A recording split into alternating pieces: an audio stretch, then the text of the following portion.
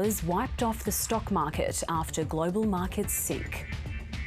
Ready for the real deal, US Marines take to the Tiwis as military drills in the top end ramp up.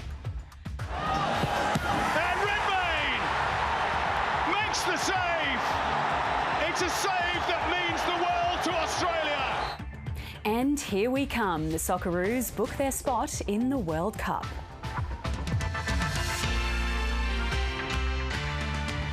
Good evening, Jessica Rendall with ABC News. A woman accused of helping her son hide the body of an alleged hit-and-run victim has been granted bail, despite prosecutors claiming she had already attempted to avoid prosecution. Deborah Mason has been in prison since she was arrested in the wake of a human leg being found on the side of the Stuart Highway last month. Family members of the alleged victim today remembered her as a much-loved mother and grandmother. And a warning, this story contains the image of an Indigenous person who has died, used with permission from her family. This is Kumanjai Dixon, a mother and grandmother remembered by her family as bubbly and witty. It was her leg, her family say, that was found on the side of the Stuart Highway last month, sparking a major police investigation that led to a mother and son being charged. Police allege Joshua Mason hit Ms Dixon, who was a pedestrian, on the evening of May 30. They say she died and allege he called his mother, Deborah Mason, for help.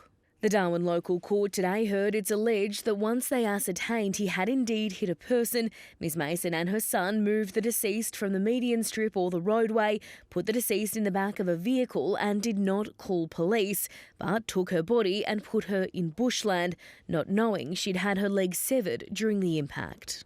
Today, 50-year-old Deborah Mason appeared in court from prison, her lawyer making an application for bail, indicating her client will eventually plead guilty. Deborah Mason is charged with misconduct with regards to a corpse, destroying evidence and attempting to pervert the course of justice, a charge which carries a maximum penalty of 15 years behind bars. Regardless of her plea, Ms Mason's case will need to be dealt with in the Supreme Court. Prosecutor Tammy Greeley opposed Ms Mason's bail, telling the court she'd already attempted to avoid prosecution. But Judge Therese Austin ruled the accused could leave prison once she can meet strict conditions, including surrendering her passport and paying a surety. She'll return to court in July. Melissa McKay, ABC News. Almost $90 billion has been wiped off the value of the Australian share market after its worst trading day in more than 2 years. The ASX 200 fell 3.6% on the back of steep falls on Wall Street. There are fears rising interest rates could plunge the world's largest economy into a recession, and that has investors worried here. Here's business reporter David Chow. New fears of a possible recession on the horizon. Gloom and red arrows on Wall Street. Wall Street has gone into meltdown mode tonight. The US stock market is suffering a downturn, and that pessimism has spread to Australia. It's one of the worst down days in the last 20 years, excluding 2008, the GFC, and the COVID panic in 2020.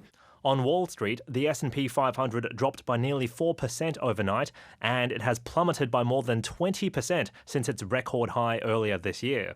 There's the old saying, when the US sneezes, we catch cold.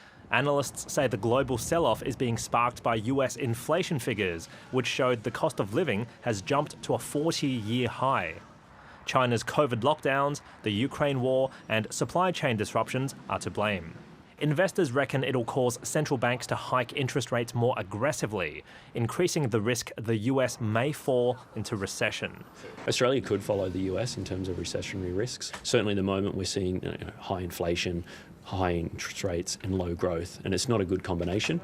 The Australian share market has suffered its worst trading day in 2 years, shedding $87 billion. At its worst point, the ASX 200 had plunged by more than 5%. The ASX has also fallen by more than 10% from its record high. If you are near retirement, then you do want to have a diversified exposure of assets, both equities, bonds, cash. But new investor Kenan Herculoglu is not worried. So I was down even, close to like 15%. And, as a married person, your wife would look at you and be like, oh, that's actually not good. But I'm like, you just have to weather it out. He's hoping that fortune favours the brave. David Chow, ABC News. And now here's Alan Kohler to explain how the day unfolded and the reasons why it happened. The fall at the opening was 5.5%. Now, there was a bit of buying after that, but it was tentative and a bit scared, and the index finished 3.6% lower. It happened because American inflation was revealed on Friday to have jumped to 8.6% in May. Now, after it eased in April, there were some hopes that inflation might have peaked. No such luck. And as you can see from this chart, American inflation is not only at a 41-year high, this breakout is right up there historically. So now markets are pricing a 100% chance of a 0.75% increase in US interest rates tomorrow, up from the previous betting of 0.5%. As David mentioned, the main US index fell 4% last night and is down 21% this year, so officially a bear market. But the Nasdaq Technology Index is down 30%, and that's a grizzly bear. The Australian index is down 8.5%, not quite a correction, but close enough. But the Resources Index is up 16% thanks to soaring commodity prices caused by the Ukraine war, although it did fall a fair bit today. Oh, and the Australian Technology Index is down 38% this year. Very grisly, not far behind Russia. Now, tech stocks were the biggest falls today, led by Zipco and Block. Miners dropped 5% and banks around 4%. And there was nowhere to hide, except for a little Aussie company called ResApp Health, which diagnoses COVID with your phone, for which Pfizer has doubled its takeover offer price. Other global share markets fell nowhere near as much as Australia and the US. Iron ore, base metals and gold all fell pretty heavily last night, but oil went up, and the Australian dollar is trading a bit higher. And that's finance. Long-term guaranteed supply and cost of gas in the Northern Territory means locals aren't facing the same energy crisis gripping Eastern Australia. For a second day, energy generators have been ordered to pump power into the network to avoid blackouts in some states. Political reporter Jane Norman explains how we got here. The Prime Minister's confronting a perfect storm. How many people will be here in total? Putting more than half the nation at risk of blackouts as temperatures plummet. All things are on the table. Supply is barely keeping up with demand and reserves are running dangerously low. We're at a very fragile state. It'll only get better if the weather improves somewhat. Why? Firstly, our ageing fleet of coal-fired power plants. Australia's mostly powered by coal, but stations are running nearly 30% below capacity. Then there's the war. After Russia's invasion of Ukraine, countries stopped buying its coal and gas, sending global prices soaring. In Australia, prices were so high yesterday that the market operator intervened and capped them, firstly in Queensland, then across the rest of the East Coast. In response, some generators withdrew from the market, fearing they'd lose money. So the market operator intervened again, forcing generators to fire up and paying them for it, avoiding load shedding or forced blackouts for now. There is enough supply in the system to avoid load shedding, asking the big industrial users to reduce their energy use. Households too have been asked to conserve power. Nobody should turn off any heating. Anything which is superfluous, isn't necessary, think about switching it off. But this is a problem that's been a long time coming, built on bad decisions, according to energy experts, leaving Australia with a system under strain as it transitions away from fossil fuels. We're going from about 30-odd% renewables to 82% renewables in the next 8 years. It's a massive challenge. This crisis has exposed a diabolically complicated energy market that appears to be failing consumers. Australia's plentiful resources have proven no guarantee of reliable or cheap energy. And even when generators are paid by the market operator to pump power into the network, it's consumers who eventually pick up the tab. Jane Norman, ABC News, Canberra. The Northern Territory's Anti-Corruption Commissioner says funding for his office has been significantly cut, and this will leave the public body less able to perform its role. The Commissioner told Budget Estimate hearings today he's disappointed by the decision. Undeterred by COVID illness, the Territory's anti-corruption watchdog appeared at the budget hearings via video link. I'm a very determined individual. I know that. Telling those present his office is facing a 20% funding cut next financial year, adding up to about $1.3 million less, despite a request for more. I am, of course, disappointed that that is the case. The significant reduction from this year's budget will, of course, impact the discharge of my statutory functions.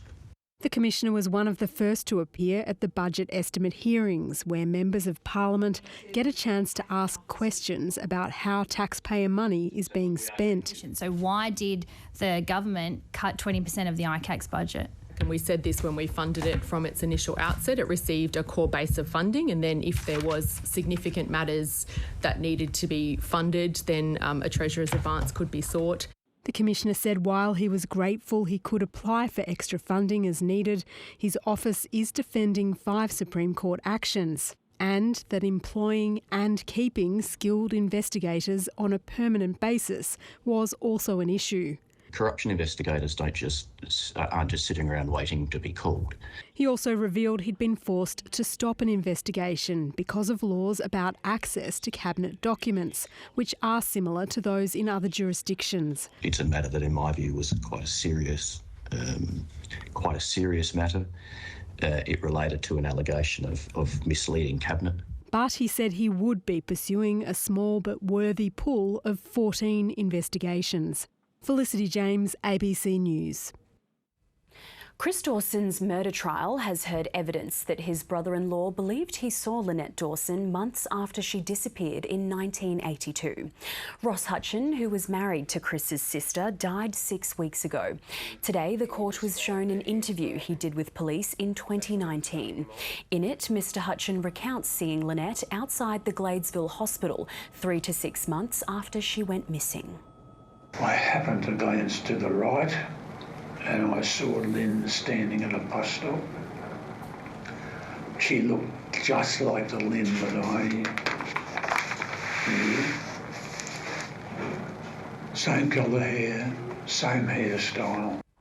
Mr Hutchins said he told police about the alleged sighting in 1999. The prosecution says there's no record of that. Chris Dawson denies any involvement in his first wife's disappearance.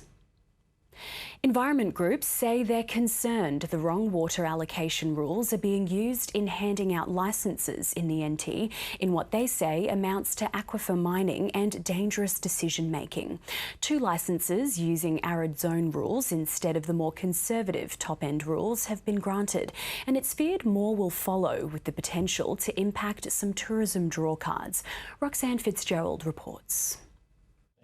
7 years ago, Des Barrett transformed this land into a campground near one of the Northern Territory's prized tourism gems. G'day, how you going? Tonight I got stew and curry night on. 100 metres down the road, the Mataranka Bitter Springs draws in thousands of people. If those hot springs stopped, even if the river itself stopped, it would impact on this town majorly, like no one would stop here. The Mataranka water allocation area is fed by deep aquifers that stretch kilometres into the Beetaloo Basin and are governed by the top-end rules that allow only 20% of the water to be used by industry. Last year, a massive water licence near Larrimah was overturned. It was found by the Water Resources Review Panel to be completely unsustainable because it used the arid zone rules. What we've seen since that decision are licences being handed out for irrigated agriculture, but also for fracking, using the arid zone rules. Those rules allow 80% of the aquifer to be used by industry. The arid zone rules themselves are exploitative. They are effectively aquifer mining. The Mataranka Water Allocation Plan is divided into 3 zones: North, South and the Larrimah Zone. It's only the Larrimah Zone these arid rules will apply to, but these aquifers are all highly connected. Environment Minister Lauren Moss says water allocation plans are developed using available science and take into account climatic conditions and groundwater flow.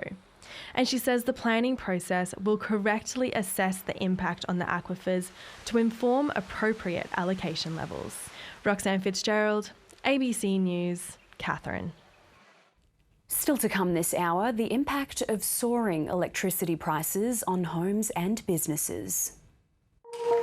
Ultimately, the system's failed. You know, we've never seen prices this high in the history of the market. I called my sister, I said, look, so be careful how you're using the electricity because it's going to be very difficult. Plus, the Reserve Bank Governor Philip Lowe warns more rate rises are on the way in an exclusive in-depth interview. That's coming up.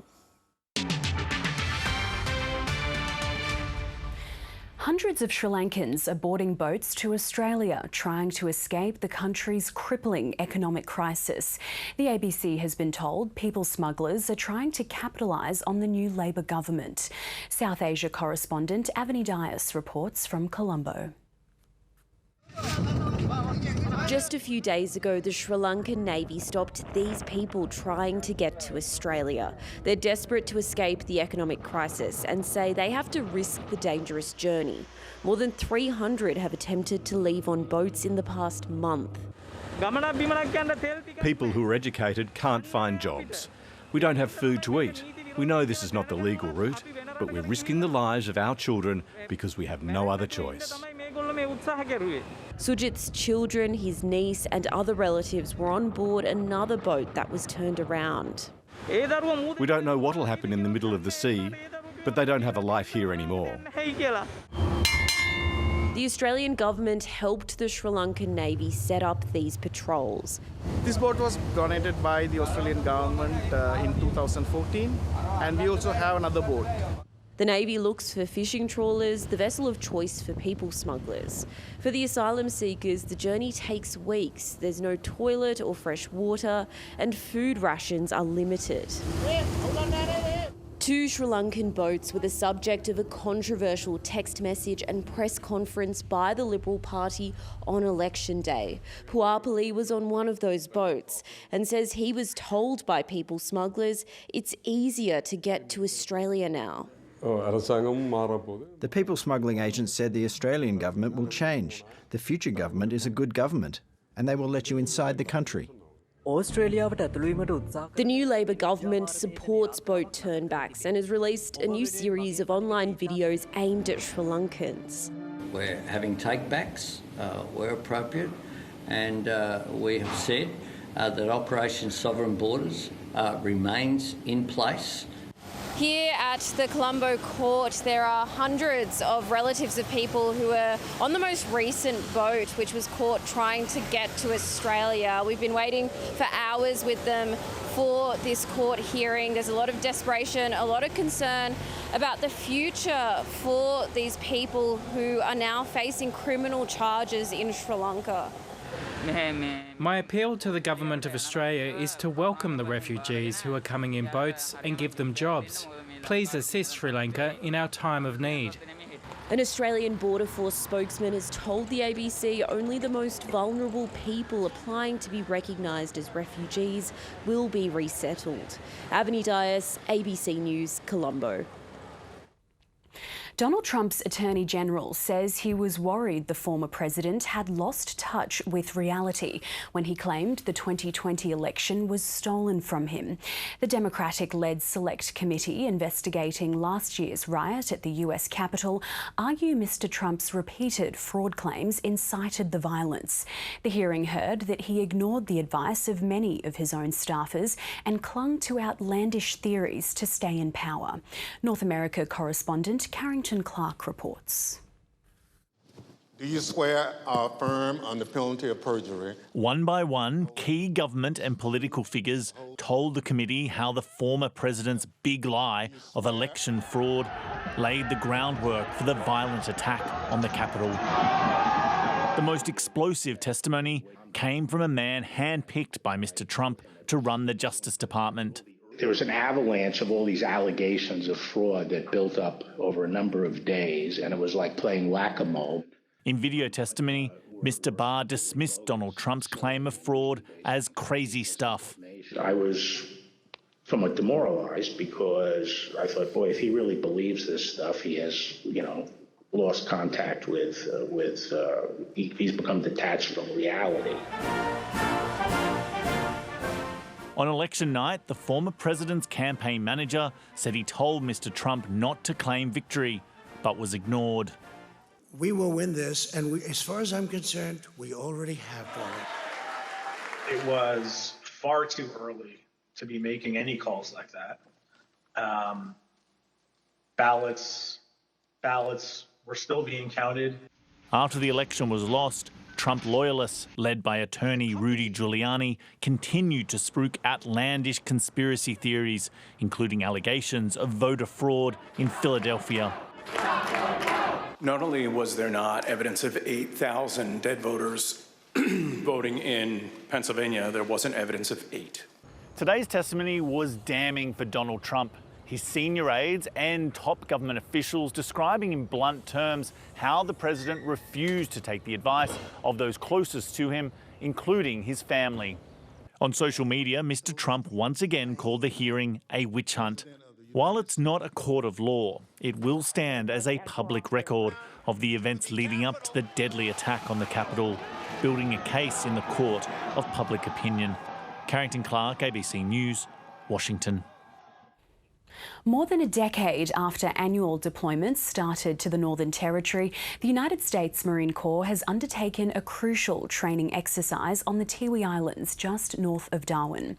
The exercise Darandara is a simulated embassy security exercise for Marines who'll likely one day be involved in securing or evacuating a US embassy compound. It's the first of its kind run by this year's Marine Rotational Force, and a clear sign the US has turned its focus to North Australia. Melissa McKay was there. At the entrance of a mock United States Embassy compound, young Marines are put to the test. Gate 2, this is gate 1. That mob is heading towards your way, so be advised and be on guard.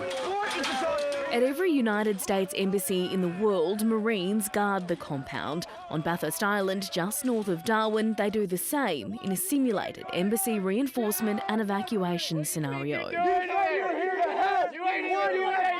It's this exact operation Marines have been faced with time and time again.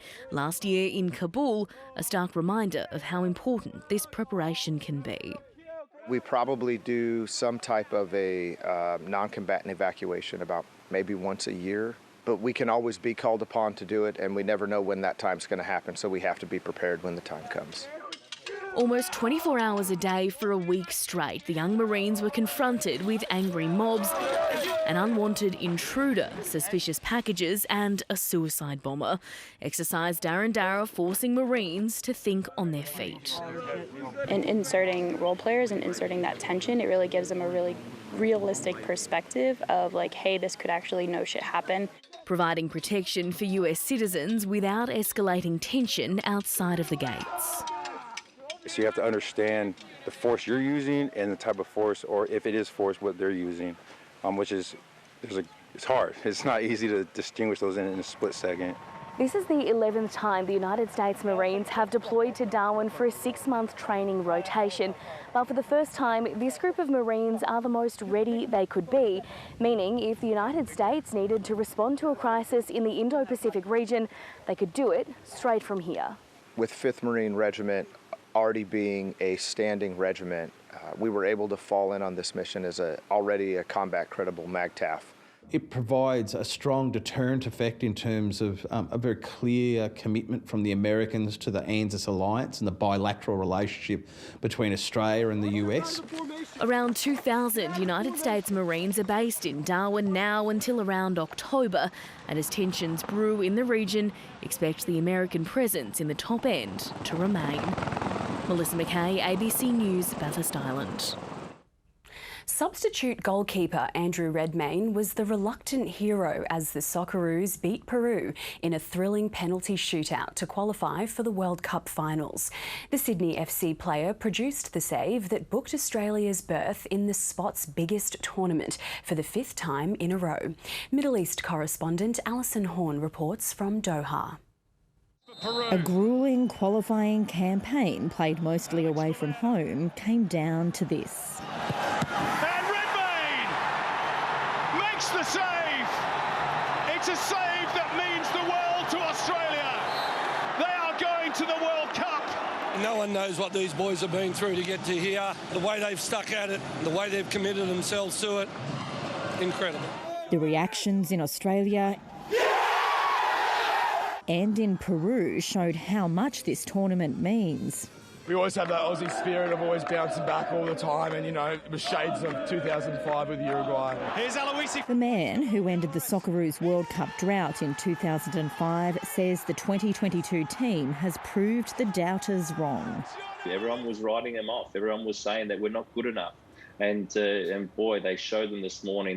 The goalkeeper who pulled a clown face celebration for his young daughter said he was a small part of the success. All I did was stop one penalty. I don't consider myself a hero because all the work's been done before me. The Socceroos created more chances during the first 90 minutes. Going to try and bend it, Bates. Peru almost went ahead in extra time. And it was that close. Arnold replaced captain Matt Ryan with Redmayne to pose questions in the minds of the opposition.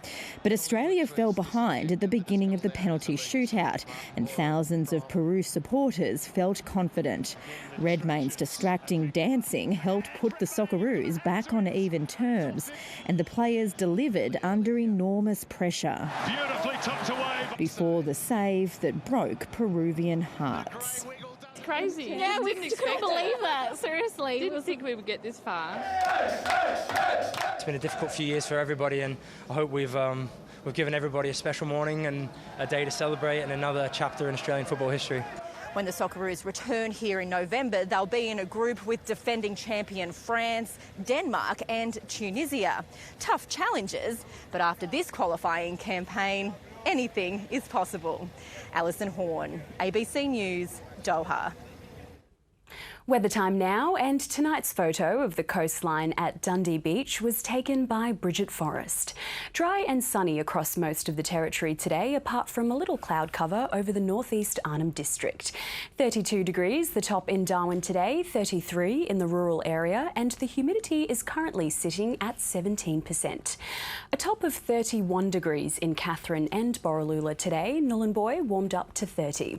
In the south, a cool 2-degree morning in Alice Springs, 5 to 25 degrees in Yulara and 10 to 25 in Tennant Creek. Around Australia today, Brisbane reached a top of 23 degrees, 19 in Sydney. Canberra woke to a freezing -3-degree morning. Melbourne 14 and Hobart reached 12 degrees. On the satellite today, a low-pressure system moved across the Bight towards southeastern states, while the rest of the continent was mostly cloud-free. On the chart, a high over New South Wales will push a ridge of high pressure across central parts of Australia. And around the country tomorrow, partly cloudy and 22 in Brisbane, sunny and 19 in Sydney, and showers for Melbourne, Hobart, Adelaide and Perth. To our north, partly cloudy and a top of 30 in Port Moresby, cloudy in Dili on 30 degrees and showers in Jakarta and storms for Singapore. Back home in the Territory, a sunny day for the centre, Alice Springs warming up to 25 degrees, 27 the top in Tennant Creek. Further north, sunny and a top of 32 in Katherine and Borroloola, 31 the top in Daly Waters. And in the west, a clear day in store, 34 the top in Berry Springs, and Darwin's heading for a top of 33 tomorrow. Tomorrow night's high tide will be 5 minutes past 6, seas off Darwin up to 1.5 metres. The sun will rise tomorrow at 7:04 in the morning, and looking ahead, cool mornings and dry and sunny days in store for Darwin, and sunshine too for Alice Springs, but those nights will start to warm up just slightly. That's ABC News to the moment. Thanks for your company. You can stay up to date on our website or local radio. Stay with us now. Lee Sales is up next with 7:30.